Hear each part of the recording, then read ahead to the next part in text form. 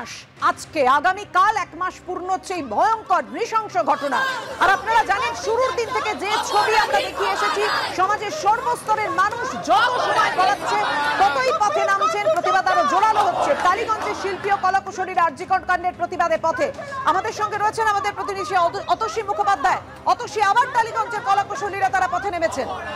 একদমই তাই, 1 মাস পূর্তি এবং সেই 1 মাস হয়ে যাওয়ার পর কিন্তু টালিগঞ্জের কলাকুশলীরা তারা আজকেও পথে নেমেছেন এবং এই নিয়ে তারা 2 দিন পথে নামলেন। এবং জয়জিৎ দা রয়েছে এই মুহূর্তে। কি পরিকল্পনা? তোমরা বলছিলে যে হাজরার মোড়ে অবস্থান বিক্ষোভ। আমরা আগে যে মিছিল আছে, আমাদের ডিমান্ড তো একটাই, আমাদের দাবি একটাই, তিলোত্তমার বিচার চাই। ওনারাও এগেছেন, আমাদের মিছিলের সঙ্গে সঙ্গে যাবে এবং আমরা হাজরায় গিয়ে অবস্থান করব। কটা অবধি সেটা আমরা এখনো ডিসাইড করিনি, আমরা গিয়ে আলোচনা করে ডিসিশন নিলে আমি জানিয়ে দিচ্ছি। জাস্টিস কি মিলবে কি মনে হচ্ছে? কারণ 1 মাস হয়ে গেল। মিলতেই হবে, জাস্টিস মিলতেই হবে। এত মানুষের সমাগম, এত জনগণ যখন পথে নেমেছে, তখন জাস্টিস আমাদেরকে পেতেই হবে, আমরা পেয়েই ছাড়ব। সকলেরই কিন্তু একটাই বক্তব্য যে জাস্টিস মিলতেই হবে। এবং এই মুহূর্তে রাসবিহারী মোড় প্রীতম সেই ছবি দেখাচ্ছে, যেখানে কিন্তু একদিকে টালিগঞ্জের তারকারা এসেছেন, অন্যদিকে কিন্তু ইস্টবেঙ্গল মোহনবাগান সকল ফ্যানেরা তাদের প্রতিনিধিরা রয়েছেন। এই মুহূর্তে মশাল জ্বালিয়ে, লাইট জ্বালিয়ে চলছে প্রতিবাদ এবং সকলেরই প্রতিবাদের ভাষা এক। এই সমস্ত মিছিল একত্রিত হয়েছে এই রাসবিহারী মোড়ে এবং এখান থেকে এগিয়ে যাবে হাজরার উদ্দেশ্যে।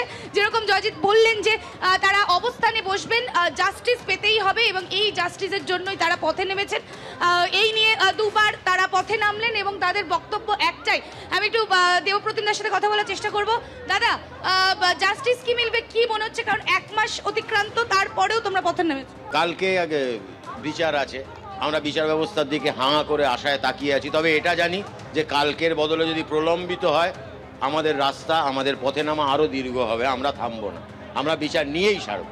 সকলের কিন্তু এক বক্তব্য, তারা বিচার নিয়ে ছাড়বে। সকলের একই বক্তব্য, তবে বক্তব্যটার পার্থক্য এখানেই যে বক্তব্য, যে দাবি আগে ছিল উই ওয়ান্ট জাস্টিস, এখন সেটা উই ডিমান্ড জাস্টিস। ধন্যবাদ তোমায়।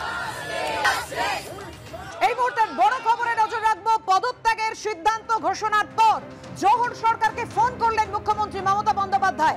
বেশ কিছুক্ষণ দুজনের কথা, জোহর সরকারকে মতামত, জোহর সরকারের যে মতামত সেটা শুনলেন মুখ্যমন্ত্রী মমতা বন্দ্যোপাধ্যায়, এমনটাই সূত্রের খবর। পদত্যাগের সিদ্ধান্ত ঘোষণার পর জোহর সরকারকে ফোন করলেন মুখ্যমন্ত্রী এবং বেশ কিছুক্ষণ দুজনের মধ্যে কথাও হয়। মুখ্যমন্ত্রীকে জোহর সরকার কি জানালেন জানাবে আমাদের প্রতিনিধি কৃষ্ণেন্দু অধিকারী। কৃষ্ণেন্দু, জোহর সরকার কি নিজের সিদ্ধান্তে অনড় থাকছেন? কি জানিয়েছেন জোহর সরকার মুখ্যমন্ত্রীকে? একদমই তাই, জোহর সরকার জানিয়েছেন তিনি যে সিদ্ধান্ত নিয়ে ফেলেছেন সেই সিদ্ধান্ত থেকে পিছু হটা সম্ভব নয়। যেটা সূত্র মারফত জানা যাচ্ছে যে মমতা বন্দ্যোপাধ্যায় আজকে জোহর সরকারকে ফোন করেন।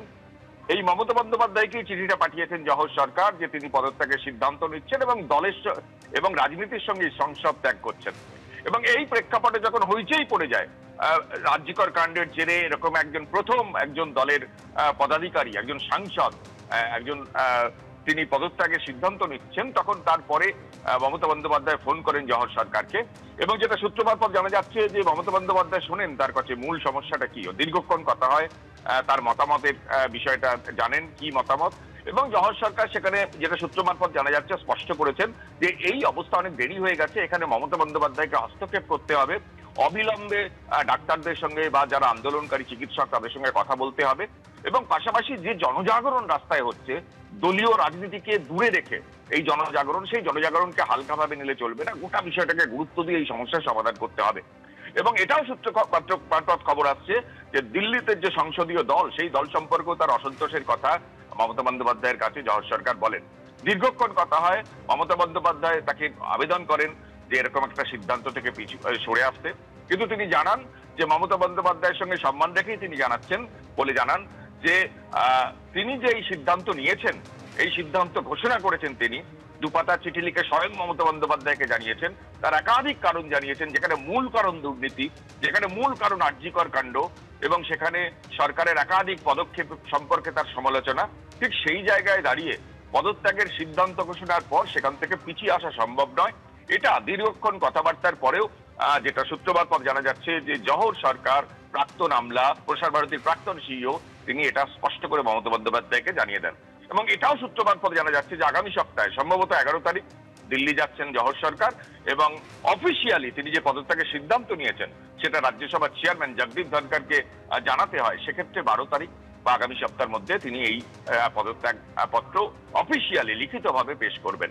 এবং কিন্তু যেটা স্পষ্ট, যেটা সূত্র মারফত জানা যাচ্ছে যে এই গোটা প্রকাশ্যে আসার পর, এই চিঠি প্রকাশ্যে আসার পর বা এই সিদ্ধান্ত ঘোষণার পর রাজ্য জুড়ে যে শোরগোল পড়ে যায়, যে দলের একজন সাংসদ, বলিষ্ঠ সাংসদ, তিনি পদত্যাগের সিদ্ধান্ত নিচ্ছেন এবং একাধিক রাজ্য সরকারের সিদ্ধান্তের বিরোধিতা করে দুর্নীতির কথা বলছেন, তিনি কিভাবে সাধারণ জীবনযাপন করেন এবং একজন কাউন্সিলর কিভাবে জীবনযাপন করে তার পার্থক্য বলছেন এবং আগে কেন সিদ্ধান্ত নেয়নি সেই প্রশ্ন তুলছেন এবং মমতা বন্দ্যোপাধ্যায়কে তিনি বলছেন যে এই ব্যাপারে তিনি হস্তক্ষেপ করছেন না কেন। সেই চিঠির কথাই আজকে বারবার জহর সরকার মমতা বন্দ্যোপাধ্যায়ের কাছে তুলে ধরেন। কিন্তু দীর্ঘ কথোপকথনের পর যেটা জহর সরকার জানিয়েছেন বলে সূত্র মারফত জানা যাচ্ছে যে তিনি তার সিদ্ধান্ত নিয়ে ফেলেছেন, সেই সিদ্ধান্ত থেকে পিছু হটা কোনোভাবেই সম্ভব নয়। একদমই কৃষ্ণেন্দু, তুমি আমাদের সঙ্গে থাকো। অর্থাৎ জহর সরকার তার সিদ্ধান্তে অনড় থাকছেন, পদত্যাগের যে সিদ্ধান্ত তিনি নিয়েছেন সেই সিদ্ধান্তেই অটল থাকছেন তিনি। 11ই সেপ্টেম্বর দিল্লি যাচ্ছেন, 12ই সেপ্টেম্বর পদত্যাগপত্র জমা দেবেন, এমনটাই সূত্রের খবর।